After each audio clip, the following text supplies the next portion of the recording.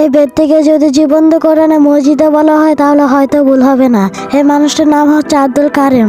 সে পবিত্র কোরআনকে মুখস্থ করার পরে এটি লোহার ফ্যাক্টরিতে কাজ করেন।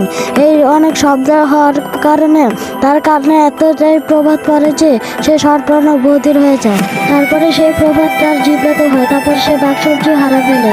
সে একটা শব্দ উচ্চারণ করতে পারে না, কিন্তু মহান আল্লাহর কি এক কুদরত, সে পবিত্র কোরআনকে এমনভাবে তেলাওয়াত করতে পারে যেভাবে একজন সাধারণ ব্যক্তি তেলাওয়াত করে থাকে।